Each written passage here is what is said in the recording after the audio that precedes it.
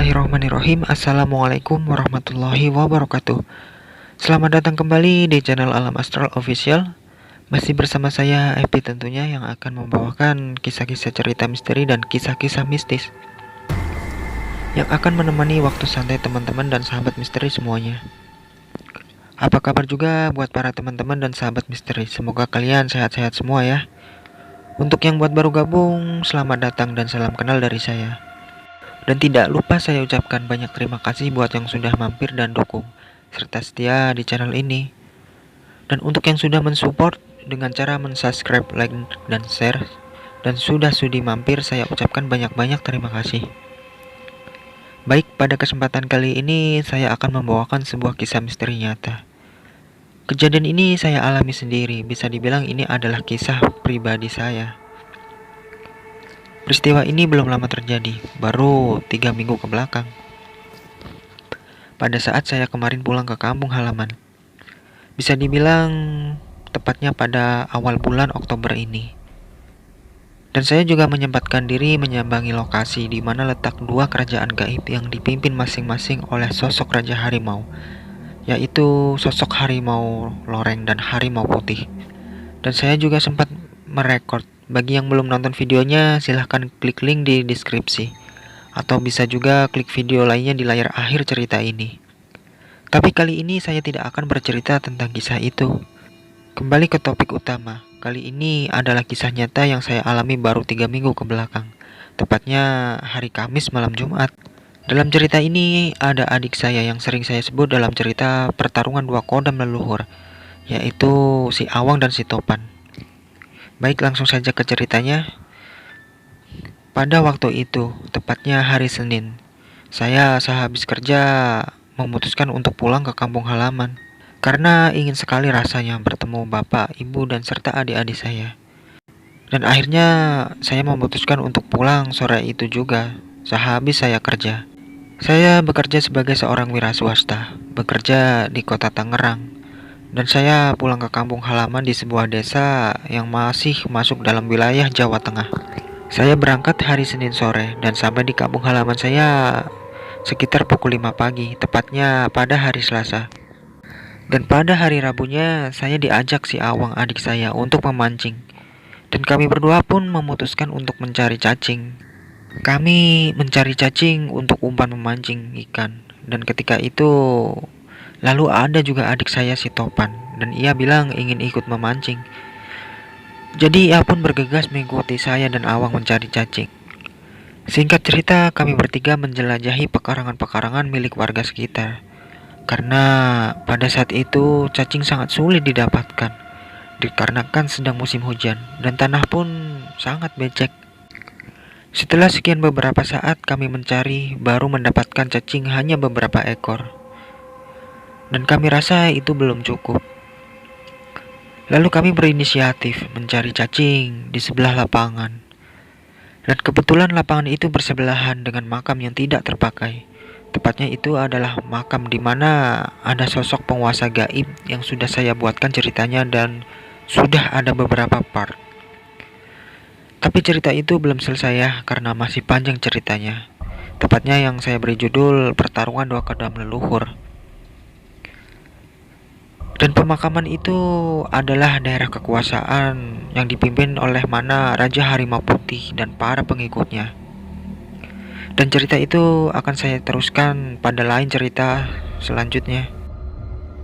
Oke, kembali ke cerita. Kami bertiga mencari cacing menggunakan cangkul di beberapa titik tempat sudah kami cangkul semua. Dan memang cacingnya lumayan banyak di tempat itu. Si Topan mencari ke arah selatan, sedang saya dan Awang mencoba ke arah barat, yang berarti mendekati area pemakaman. Dan yang bertugas mencangkul adalah adik saya si Awang, sementara saya bertugas mengumpulkan cacing-cacingnya. Namun tidak diduga, saat cangkulan pertama, mata cangkul itu menabrak sesuatu yang mengeluarkan bunyi, seakan-akan mata cangkul itu beradu dengan sesuatu yang sangat agak keras. Dan ternyata benar, mata cangkul itu menghantam sebuah batu bata merah. Dan seketika itu saya langsung merasakan ada sesuatu hal yang ganjil waktu itu. Karena saya sudah merasa tidak enak, saya mencoba memperingatkan Awang agar tidak mencangkul lagi di titik itu. Namun Awang tidak menggubris ucapan saya. Lalu ia justru mencangkul lagi ke arah depan yang ternyata lagi dan lagi mengenai batu bata merah. Dan pada dasarnya yang memang terlihat seperti tanah rata biasa dan tidak nampak batu batanya. Dan kalaupun tidak hanya kami, bahkan semua orang yang melihat jika melintas daerah tersebut juga tidak bakal tahu dan tidak bakal menyangka kalau di bawah tanah rata itu ada batu batanya. Namun si Awang mengira itu hanya batu bata yang sudah tidak terpakai, seperti bekas reruntuhan bangunan yang sengaja dibuang di tempat itu. Namun saya memiliki firasat lain. Ya, memang saat kejadian itu tidak terjadi apa-apa. Setelah sekian beberapa saat, cacing yang kami dapatkan sudah lumayan cukup. Dan kami pun memutuskan untuk pulang waktu itu juga. Menjelang setelah azan asar, kami bertiga berangkat. Dan ayah serta tetangga saya pun ternyata ikut juga. Dalam hati saya bergumam, wah seru juga ya kalau memancing rame-rame begini. Dan kami semua berangkat memancing tepatnya pukul 4 sore dan pulang sekitar pukul 12 lewat. Dan itu baru malam Kamis. Itu pun belum ada kejadian yang aneh-aneh atau kejadian ganjil apa-apa. Setelah pagi menjelang, si Awang masih biasa saja. Mandi, lalu sarapan. Setelah itu memberi ayam-ayam Bangkok atau ayam petarung kesayangannya makan. Setelah itu seperti biasa, ia pun sarapan dan beraktivitas seperti biasanya. Kala itu tepatnya hari Kamis sekitar pukul 10 siang. Awang kembali masuk ke kamar karena kebetulan saya pun sedang berada di kamar. Saya sedang rebahan dan mendengarkan musik, bisa dibilang sedikit santai. Lalu Awang bertanya kepada saya bahwa ia sedang mencari sarung karena ia merasa bahwa badannya merasa kedinginan. Saya pun berpikir mungkin hanya masuk angin karena semalam pulang mancing pukul 12 lewat. Setelah dia menemukan sarungnya, ia lalu menyelimuti badannya dan ia pun langsung merebahkan badannya di sebelah saya. Saya sontak bertanya, "Kamu sakit, Dek?" Namun dia hanya diam saja. Di situ saya sudah merasa ada yang aneh, namun saya mencoba berpikiran positif. Mungkin dia hanya masuk angin karena semalam mancing pulang pukul 12 lewat malam. Ya, masuk akal juga kalau Awang masuk angin. Setelah itu saya ada urusan dan pergi keluar. Namun sebelum pergi saya bertanya pada Awang, "Dek, saya mau keluar. Kamu mau nitip makanan apa?"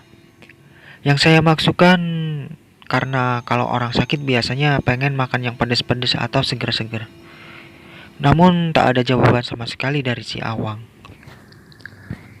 Setelah itu saya pun langsung pergi. Setelah beberapa saat, sore menjelang sekitar pukul setengah 6 petang, saya sedang dalam arah perjalanan pulang. Ketika itu saya berhenti sejenak untuk beristirahat sebelum melanjutkan perjalanan balik ke rumah. Saya pun iseng-iseng sambil buka HP, yang ternyata di situ banyak notifikasi panggilan tak terjawab. Yang membuat saya heran dan berpikir tak seperti biasanya. Adik saya si Topan memanggil sebegitu banyaknya. Di situ saya langsung buru-buru tancap gas karena ada firasat yang tak enak. Sesampainya di rumah, benar saja, saya kaget karena melihat si Awang sudah terkulai lemas dan seperti menahan sakit pada tengguknya. Seketika itu, ibu saya berbicara dan bercerita bahwa si Awang habis kerasukan sosok, dan sosok itu berkomunikasi meminta agar bekas tanah cangkulan pada saat si Awang dan saya mencari cacing kemarin untuk segera dikembalikan seperti semula. Lalu dalam hati saya bergumam, benar dugaan saya bahwa batu bata yang dicangkul si Awang kemarin bukan batu bata buangan, tetapi sebuah makam zaman dahulu yang memang sudah rata dengan tanah dan memang tidak terlihat batu batanya karena tertimbun oleh tanah. Lalu saya bertanya, apakah bekas cangkulan sudah dibetulkan kembali? Ibu saya berkata, Katanya sudah dibetulkan oleh bapak dan adik saya, satunya si Topan. Namun di situ saya merasa ganjil karena melihat si Awang masih belum bisa diajak berkomunikasi. Ia hanya mengerang dan seperti menahan sakit pada tengkuknya bagian belakang. Dan benar saja, pada saat saya mencoba mendekati Awang, ia kembali berinteraksi.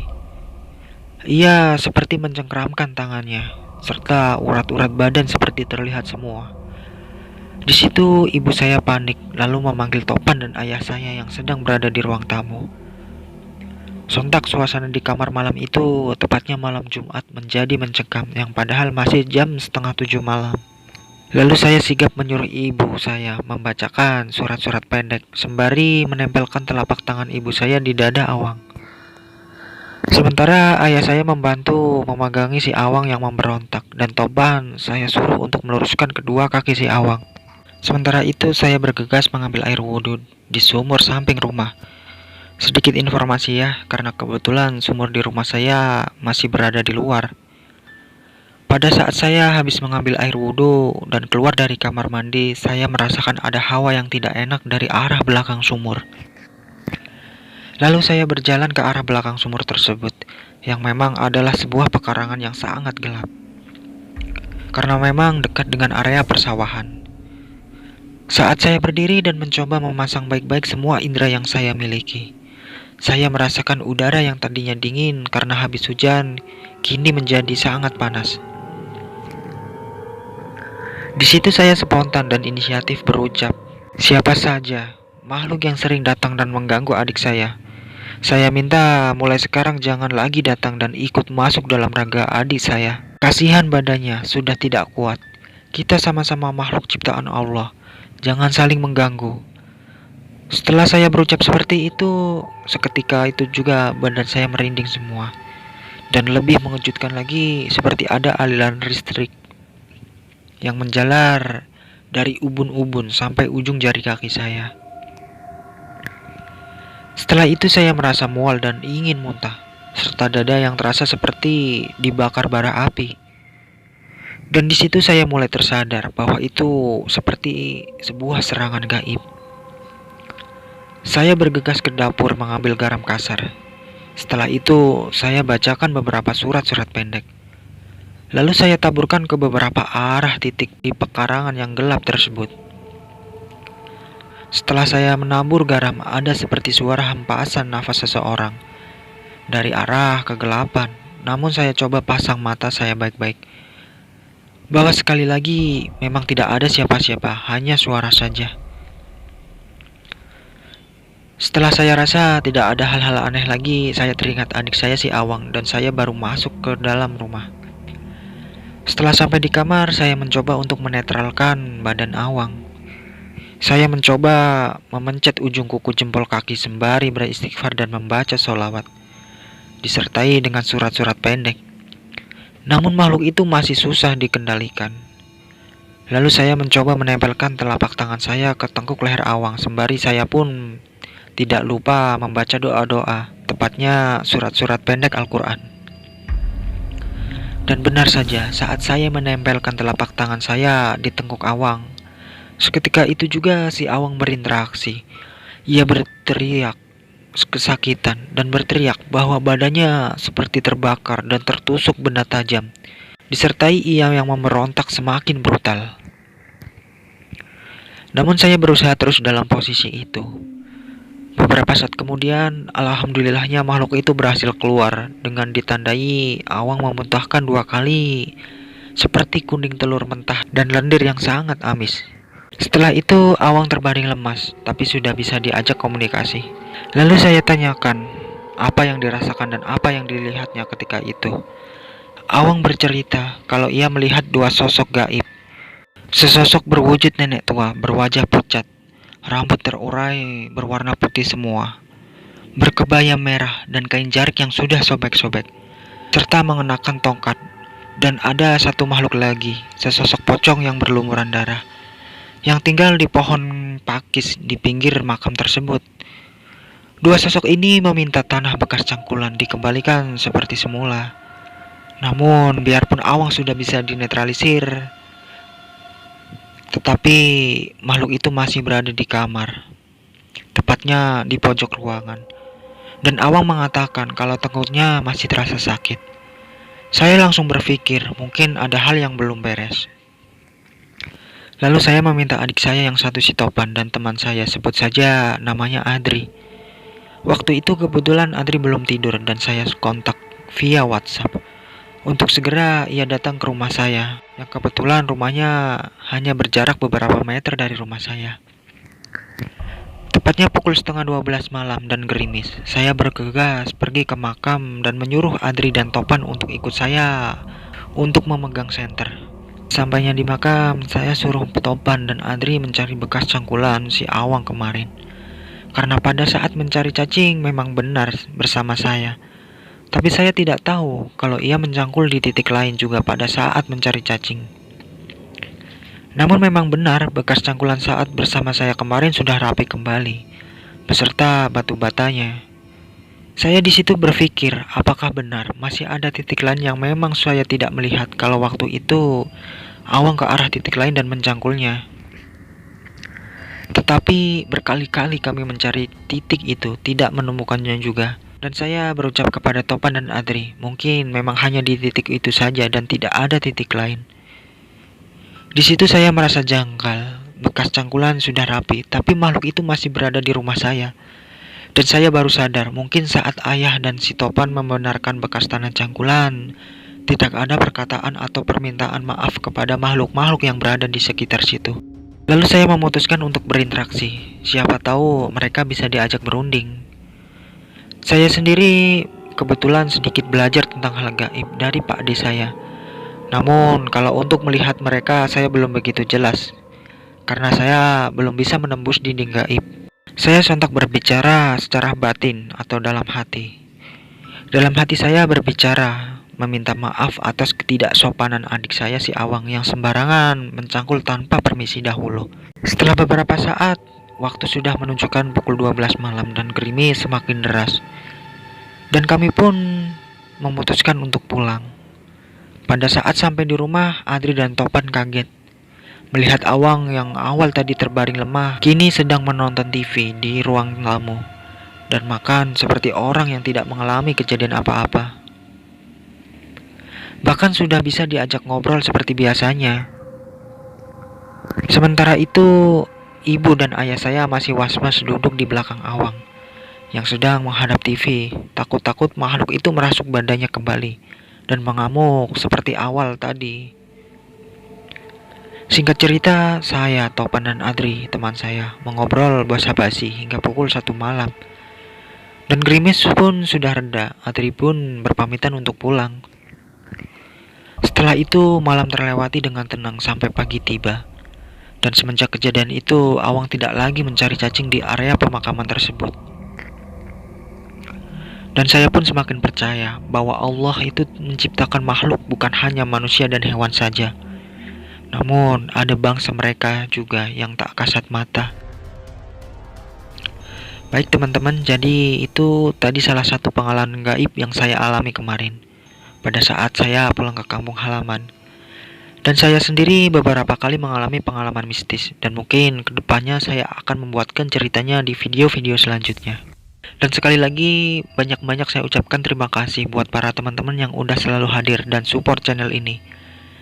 Dan tidak lupa, saya juga tidak bosan mengingatkan, jangan lupa like sebanyak-banyaknya, share dan komen. Jika berkenan juga mensubscribe, dan jangan lupa tekan juga ikon loncengnya agar jika saya upload video terbaru mendapat notifikasinya. Sekali lagi kembali saya meminta maaf jika jarang upload video, karena waktu kerja saya full day 7 hari penuh. Jadi untuk membuat konten harus mencuri-curi waktu. Baik, mungkin segitu saja dari saya. Cukup sekian dan ketemu lagi di lain cerita kisah-kisah misteri selanjutnya. Salam satu misteri. Jumpa lagi lain waktu bersama saya Epi tentunya di channel Alam Astral Official. Sekian dan wassalamualaikum warahmatullahi wabarakatuh.